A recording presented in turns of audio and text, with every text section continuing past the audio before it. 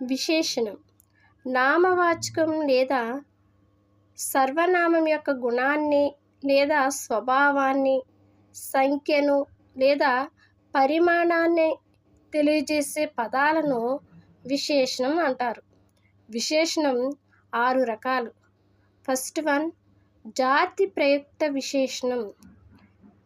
ఒక జాతికి, తెగకు, వర్గముకు, సమూహానికి చెందినదని చెప్పే విశేషణాన్ని జాతి విశేషణం అంటారు. దీనినే జాతివాచక విశేషణం అని కూడా అంటారు. ఉదాహరణ, అతడు బ్రాహ్మణుడు. బ్రాహ్మణుడు అనేది ఒక నిర్దిష్టమైన జాతి లేదా వర్గాన్ని తెలియచేస్తుంది. ఆమె శూద్ర స్త్రీ. ఇందులో శూద్ర అనేది జాతిని తెలియచేస్తుంది కాబట్టి ఇది జాతివాచక విశేషణం. సెకండ్ వన్, గుణ విశేషణం. నామవాచకం సర్వనామం యొక్క గుణాన్ని, స్వభావాన్ని, రంగు, రుచి లాంటివి తెలియజేస్తుంది. ఏ రంగు గురించి. ఉదాహరణ, తెల్లని చీర, నల్లని జుట్టు, ఎరుపు పూలు, ఆకుపచ్చ ఆకు.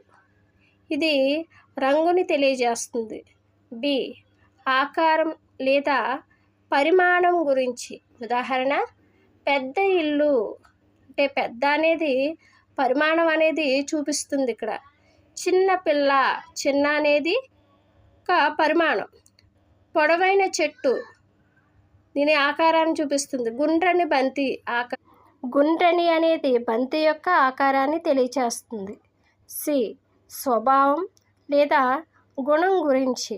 ఉదాహరణ, మంచి అబ్బాయి. ఆ అబ్బాయిలో ఉన్న గుణం ఏంటంటే మంచి అనేది గుణం. చెడ్డ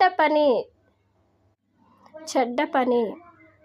ధైర్యవంతుడైన సైనికుడు. అతనిలోని గుణం ఏంటంటే ధైర్యంగా ఉండడం అనేది గుణం. డి రుచి గురించి. ఉదాహరణ, తీయని మామిడి, పుల్లని చింతపండు, కారంగా ఉన్న కూర, చల్లని మజ్జిగ, వగరుగా ఉన్న ఉసిరి. అంటే ఇవి రుచిని గురించి తెలియచేస్తున్నాయి. ఎఫ్ స్థితి గురించి. ఉదాహరణ, కొత్త పుస్తకం, పాత బండి, మురికి బట్టలు, శుభ్రమైన గది. ఇది స్థితిని గురించి తెలియచేస్తుంది. మూడవది క్రియా ప్రయుక్త విశేషణం.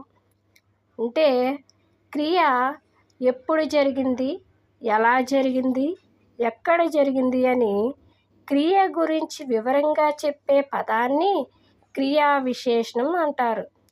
ఎప్పుడు, ఎక్కడ, ఎలా అనే ప్రశ్నలకు సమాధానం ఇస్తుంది. ఏ కాలవాచక క్రియా విశేషణం. క్రియ ఎప్పుడు జరిగిందో చెప్పేది కాలవాచక క్రియా విశేషణం. పదాలు ఇప్పుడు, అప్పుడు, నిన్న, రేపు, ఎప్పుడు, రాత్రి.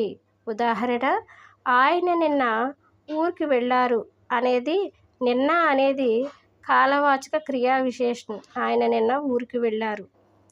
బి రీతివాచక క్రియా విశేషణం. క్రియ ఎలా జరిగిందో చెప్పేది. అంటే విధానాన్ని, క్రియ జరిగిన శైలిని తెలియచేస్తుంది. ఇది పదాలు వేగంగా, మెల్లగా, గట్టిగా, చక్కగా. ఉదాహరణ, లత చక్కగా రాస్తుంది. సి స్థలార్థక క్రియా విశేషణం.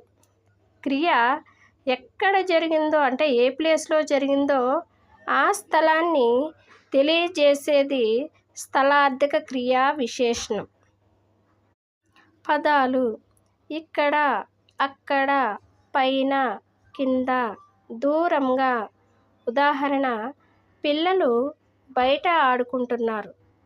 వాళ్ళు అక్కడ ఒక ప్లేస్ అనేది తెలియజేస్తుంది. ఏంటి అంటే బయట ఆడుకుంటున్నారు కాబట్టి ఇది స్థల క్రియా విశేషణం. డి పరిమాణాత్మక క్రియా విశేషణం.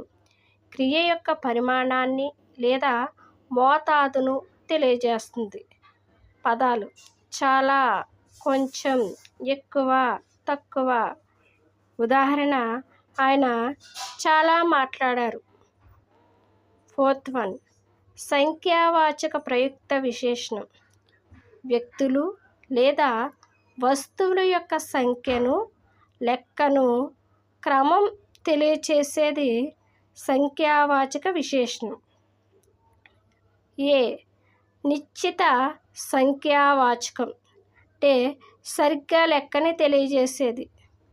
ఉదాహరణ, ఒక పుస్తకం, 3 మామిడి పళ్ళు, 10 మంది విద్యార్థులు. బి, అనిశ్చిత సంఖ్యావాచకం, సరిగ్గా లెక్క తెలియనిది. అనిశ్చిత అంటే సరిగ్గా లెక్క తెలియనిది. ఉదాహరణ, కొన్ని పుస్తకాలు అంటే పర్టికులర్గా లెక్క అనేది తెలియదు, కొన్ని అనేసి పరిమాణాన్ని చూపుతున్నాడు. చాలామంది, అనేక సమస్యలు, కొంతమంది. సి, క్రమ సంఖ్యావాచక విశేషణం, క్రమం లేదా వరుసను తెలియజేసేది. ఉదాహరణ, మొదటి బహుమతి, 2వ స్థానం, చివరి రోజు, 5వది. ఫిఫ్త్ వన్, ద్రవ్యవాచక విశేషణం. ద్రవ్యం = వస్తువు లేదా ధనము.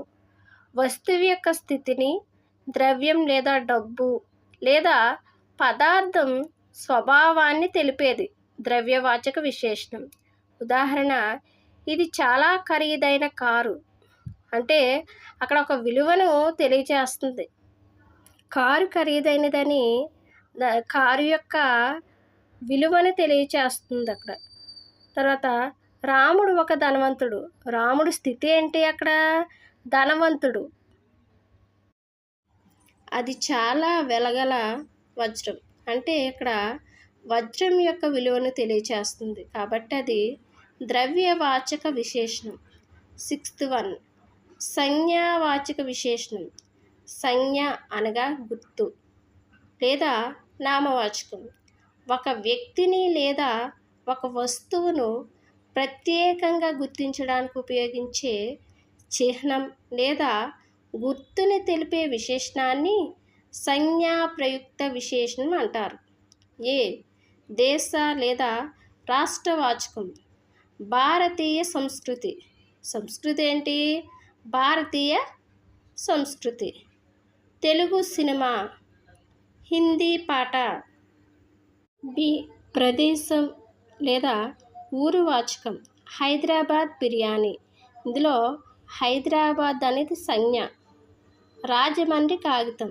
రాజమండ్రి అనేది కూడా సంజ్ఞ. బెనారస్ పట్టుచీర. బెనారస్ అనేది సంజ్ఞ. హిమాలయ పర్వతాలు. హిమాలయ అనేది కూడా సంజ్ఞ. సి, వ్యక్తిగత సంజ్ఞ. ఆమె కలెక్టర్ భార్య. కలెక్టర్ అనేది ఇక్కడ సంజ్ఞ. సీత రాముని పత్ని. రాముడు అనేది సంజ్ఞ. వేమన శతకం. వేమన అనేది కూడా సంజ్ఞ కాబట్టి ఇది సంజ్ఞావాచక విశేషణం.